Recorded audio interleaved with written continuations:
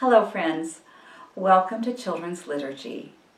We are beginning the second week of Lent, the season of Lent, when we get ready to come close to the mystery of Easter. As we begin our time together, let's say a prayer, and Tim's going to zoom right in on the picture that I have to go with our prayer for today. This prayer is based on part of the psalm we have in our church service for this Sunday. And this prayer says, "Dear God, teach us to lament when there's a difference between the way things are in the world and the way we hope they will be.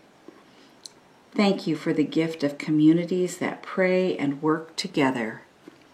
Amen." I wonder if you remember hearing that word lament. We've talked about that before. To lament is to have a deep feeling of sorrow and concern and maybe even complaining about something that just isn't right. And it makes your heart hurt and you're concerned about someone else or a situation and you just want to share those feelings with God. Some of the psalms that are written in the Bible, the poetry and the stories that people have written thousands of years ago to share their feelings with God, sometimes they were songs of praise and sometimes they were writings that were full of lament, of saying, God, this just doesn't seem right. So we hear that once in a while, and that's okay because that's the way things are sometimes. So let's look at our bulletin for today. Our stories are so important today. Here's our picture from the Illustrated Ministry and the way they filled in the picture from Psalm 22. And here's the black and white version that you got on your computer. And here's the bulletin. This bulletin has a saying on the front that makes me think of Jesus when we say Jesus turned the world upside down and inside out. Because listen to this saying, "Those who lose their life will save it." That's a lot to think about, isn't it? How can you save something if you lose it? So inside of our bulletin, there are places to do drawings and to think about things that connect to all the stories we have in our worship service today. And one of the really important stories we have today is from the very first book in the Bible, the book of Genesis. And it's a story about our ancestors, Abraham and Sarah. And sometimes we call them our spiritual ancestors. And remember, friends, long, long ago, Abraham and Sarah had different names. At first, their names were Abram and Sarai. And then God spoke to them and said, I want you to do a new thing. And I want you to go to a new place. And you'll have a brand new name. Now, this was so long ago, my friends. There was no camera invented, no television, nothing with technology. So we only have the stories. And if we wanted to think about what Abram or Abraham and Sarah or Sarai, what they looked like, we just have to use our imagination. Here is a book that I have, and the people who made the illustrations in this book used their imagination, and from reading the stories in the Bible, they thought, I wonder if this might be what Abraham could have looked like. We remember that when Abraham and Sarah made their journey through the desert, they were not young. They were quite old at that point in their life. So there's the way someone imagined Abraham, and oh my goodness, here's the way someone imagined Sarah. She does not look young at all, does she? But they made a long journey through the desert to look for a new place to live where they could worship God. And remember the words from our Godly Place story, no one goes into the desert unless they really have to, because the desert is such a dangerous place. When the wind blows, the landscape changes, the sands shift and move about. I don't have our desert box with us here at my house, but I have a small box with some sand. So when Abraham and Sarah were in the desert, they could have easily gotten lost on their journey, but this journey was important to them. They were looking for a new place to live, a new place where they could worship God the way they felt was the right way for them. So they made this long journey through the desert. We have a lot of stories that are important stories in the Bible that happened in the desert. I'm going to put this right here. One story I was thinking about, and I don't think it's necessarily the desert, but last week we talked about the story of God making a covenant with Noah and the rainbow. And I remembered that when finally all of the water dispersed and the ark came to rest on solid ground and people got off of the ark, the first thing they did, one of the first things they did, was they said their prayers. And it was important to them to build an altar. And so when we tell that story, we often take some stones to represent maybe the kind of altar they might have built when they got off of the ark. They were so grateful to be back on dry land. And they made an altar and they said their prayers and said their thanks to God. We know when Abraham and Sarah made their journey through the desert, there were several places they stopped. And sometimes they would take a stone and mark that place as a place that was a place that they came close to God, a place that they felt was sacred. And then they would continue on their journey until they got to finally that last place that they knew was the place they were going to live forever. So all of these stories about sand and stone, the desert, the water, I imagine the great big sky that they looked at both during the day, the hot sun, and at night with all of those stars. That story made me think about another story. And it's a story I'm very eager to share with you. It's a story that's happening right now. Just like Abraham and Sarah wanted to go to a new land, there are sometimes people who need to go to a new land. And sometimes they need to go because it's something they need to do to help to take care of their family, for their family's safety. I have a book that I want to share with you. This book is called Stepping Stones, A Refugee Family's Journey. And a refugee is someone who is going to take a journey and move to a new place, and they're looking for a place of safety. Sometimes we say a place of refuge. So this story is a book that was written just a few years ago, and it was written when an author saw the artwork of someone who lives in a country called Syria. And Syria is in the part of the world close to where Jesus lived when he was a young man and living in the Middle East. So this artist does some amazing storytelling, and I wonder if you can guess how he tells his stories.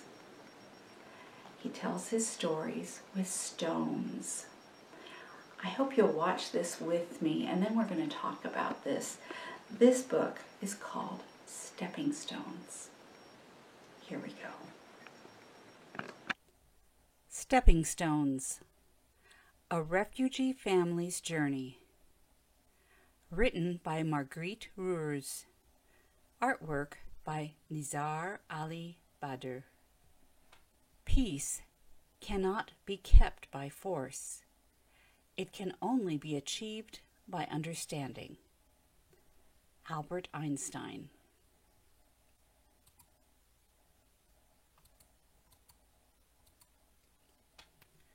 "Rama, wake up!"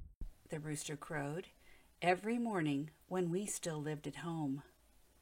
From my warm bed, I listened as Mama prepared breakfast.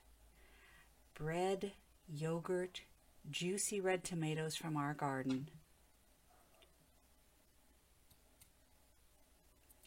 When I was little, not so long ago, my brother Sami, our friends, and I played on sun-baked soil. We laughed, ran across rocks and sand, free as birds. When Papa came in from the fields, he would sit for a time under the orange tree and tell stories of our ancestors.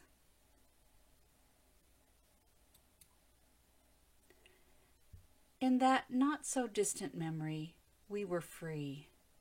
Free to play, free to go to school, free to buy fruit and vegetables at the market, free to laugh and chat, drink tea with neighbors, always 3 cups. But that was then, and this is now.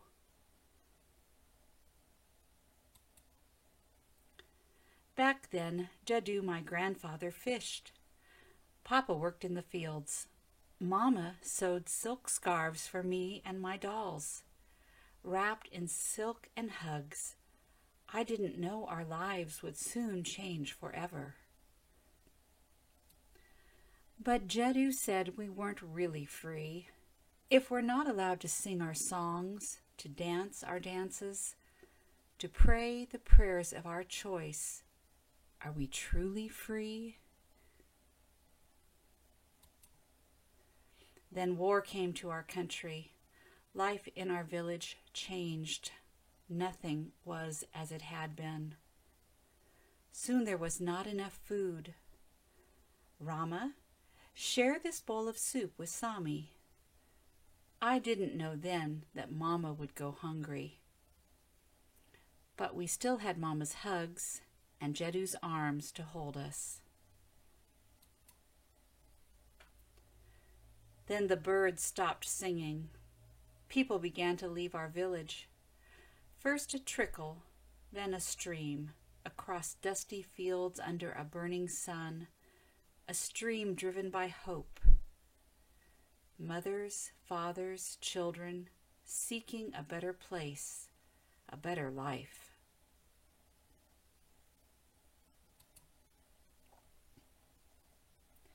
A river of strangers in search of a place to be free, to live and laugh, to love again. In search of a place where bombs did not fall, where people did not die on their way to market. A river of people in search of peace. At first, when our neighbors left, I didn't mind. I had Papa and Mama and Jadoo and Sami. I still had friends. We waved goodbye, not knowing they wouldn't come back. But when bombs fell too close to our home, Mama and Papa became frightened for us all. I hid my face in Mama's lap and cried, even though I am a big girl. One day, Jadoo told Sami and me that it was time Time to join the river of people, time to leave all that we knew. That night, I lay in bed and cried because I knew I would never again hear the crow of the rooster, the creak of the gate, the bleat of our goat. I lay awake and listened to the wind, wondering if the moon rises the same way in other places. Sami and I said goodbye to the flowers in our yard, to our goat, to the soil we called home. Then we walked. We walked and walked and walked. I tried to match my steps to Jeddu's long strides. I tried to hold Mama's hand, but she carried blankets, a bundle of clothes. I carried only memories in my heart. We walked, sometimes alone, but mostly with many others. Everyone fleeing the war, running away from the bombs. Papa carried little Sami and more on his back. When I grew so tired and cried, Papa told me we were walking toward a bright new future.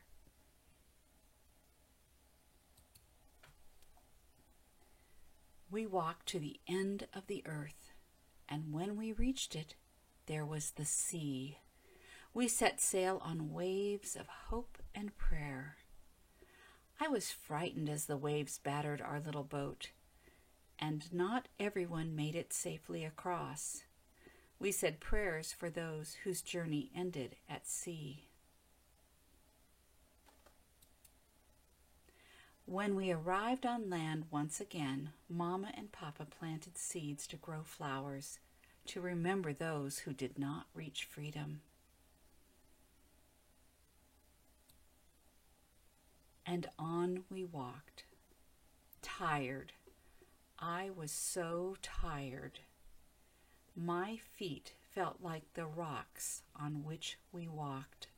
My legs were trees rooted to the soil. On we walked, but now we walked across lands free from war, free from guns and bombs, free from fear. Now we walked in hope. At last we came to our future. New neighbors welcomed us with open arms. I heard their voices, but didn't understand their words. But when I saw their smiles, I knew what the words meant. Stay, they said. Stay here with us. You will be safe now. No more war. They shared what they had, clothes, food, even a new doll. We have a new home now, a home with new sounds and smells, with smiles and people who help.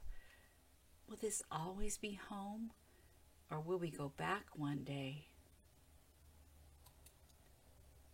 The lucky ones, they call us. New memories, new hopes, new dreams, not of war, but of peace.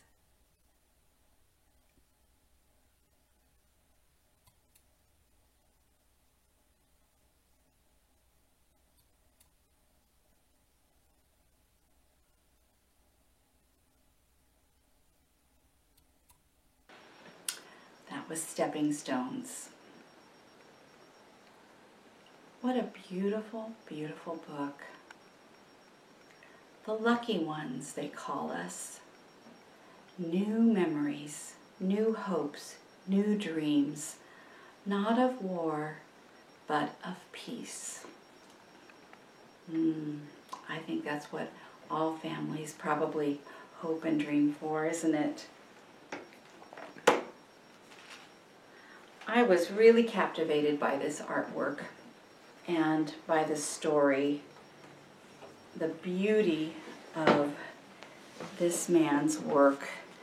And I think that's what happened to the author. And let me show you a picture. So you can see on the cover of the book, her name is Margriet Reurs. She was born in the Netherlands, but now she lives in Canada, and she lives up in British Columbia.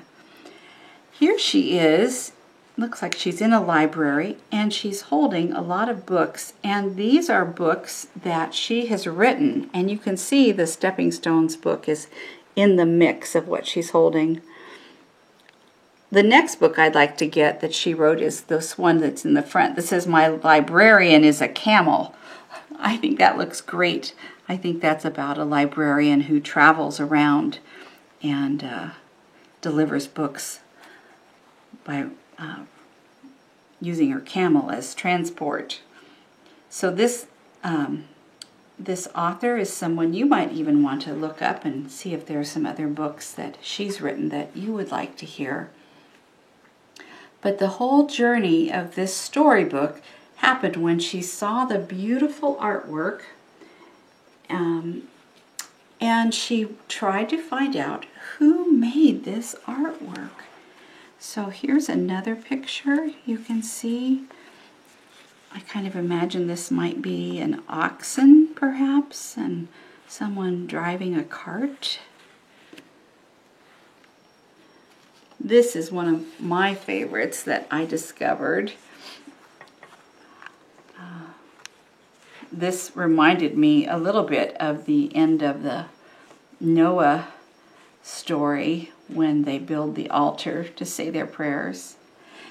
And also in the book, remember, the girl wonders about if when they're in that new place that they're going to live, will the moon still be there? Will the moon be the same for her when she's in her new home? Here's a picture of a tree.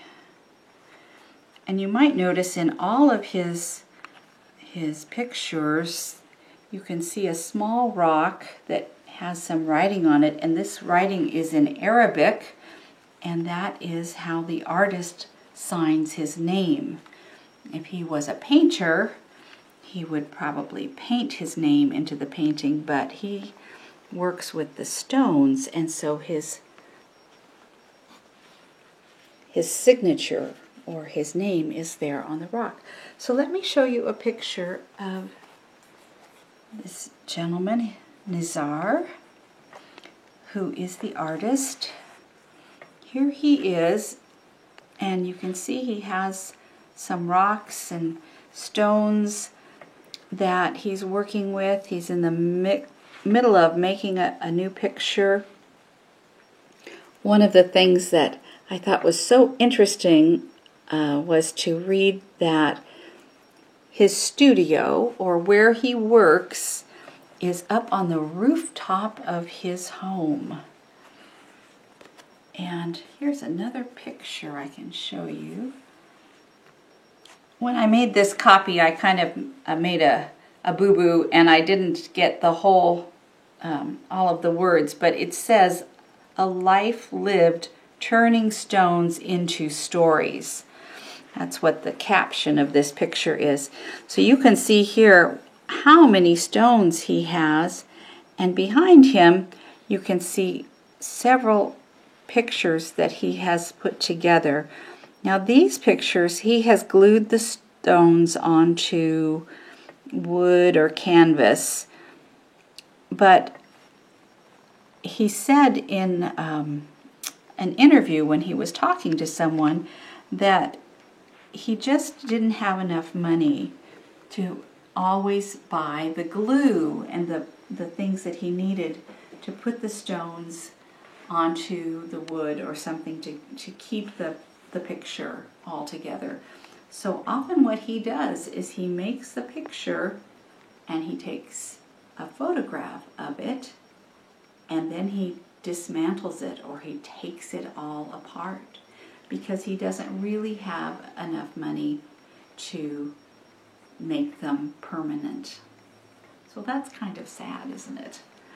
But it's wonderful that he can tell these stories, these important stories about his country, using these stones. I've got just a couple more pictures to show you. There's someone riding, I don't know if it's a donkey or a horse. And this picture reminds me, this one may be in the book we just heard, but I wanted to show you a picture of the real people who live in Syria, who are refugees, who are on a journey just like Rama and her family, the children in the book we just read. So you can see this is real life, modern day life, and here are the way that the artist used those stones to help tell that story to the whole world. Here's a picture, a close-up picture of a little girl from Syria. You may have met someone from Syria, I don't know. But the language that is spoken is Arabic, or that's one of the languages. And so when the author of this book tried to contact Nazir, they needed to find someone who spoke both English and Arabic to help translate, because they couldn't really understand each other because they spoke different languages. But they had a shared interest in telling the story. Here's another picture. I think it comes toward the end of the book, and they're going to their new home, the place where they felt safe. And there's that moon again that Rama wondered, would the moon be the same? I don't know if Rama looked like this little girl or not. Maybe. Maybe she did. So I really love seeing this story because it's so beautiful, and it's so beautifully told with these stones, but also because it's important. It's important to know about people who are looking for a safe place to be in the world. Sometimes we hear stories like this and it makes our hearts really sad. It's very sad to think of someone having to leave their home because there's a war and because they don't feel safe anymore. During this time of getting ready to come close to Easter, when we talk about the season of Lent, sometimes we talk about the important things to do during this time. One is praying, one is fasting, which is giving up something, and that could be giving up something like a treat that you like to eat, or maybe it's giving up something that just feels like it takes you away from God's love. And the other thing we like to focus on is giving. So sometimes these words are the words you hear with Lent: pray, fast, and give. Sometimes people like to give more of their time, more of their energy to help someone else, to help do something in the world, so that, just like when we started, we talked about lamenting because there's a difference between the way things are and the way we wish they were.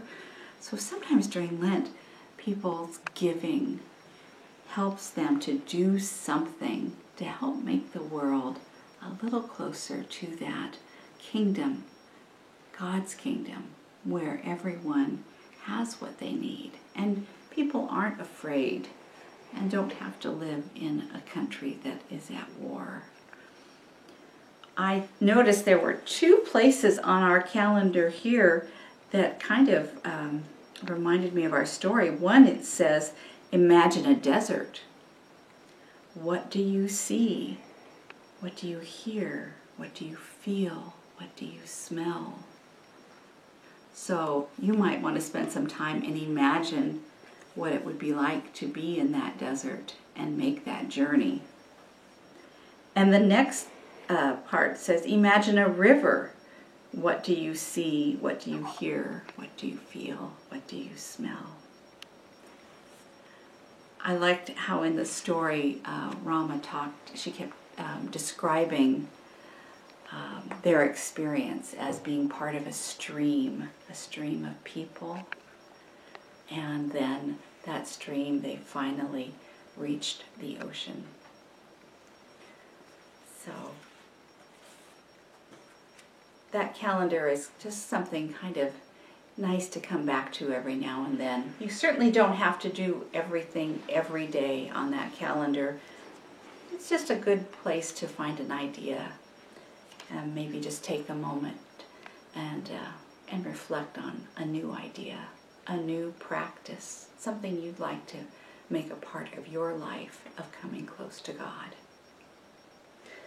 I don't know about you, I think I would have to spend many, many hours looking for the right stones and practicing making beautiful pictures. But that could be a really nice Lenten practice too. That could be a nice way to have a quiet moment to come close to God. I was amazed at how many stones he found that look like hearts.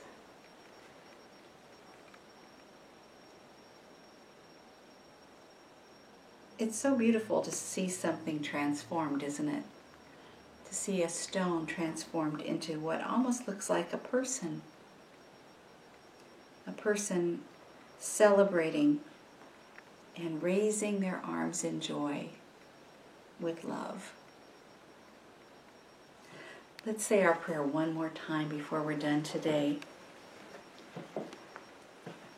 Dear God, teach us to lament when there's a difference between the way things are in the world and the way we hope they will be.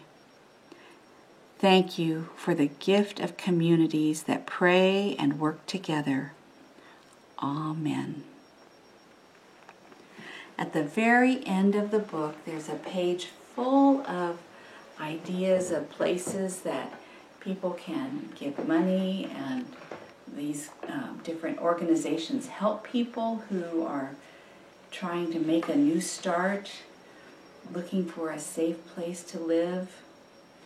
That's another way people give. Sometimes they give money, but sometimes just giving of your time in your own community can be just as important. There are so many ways to give.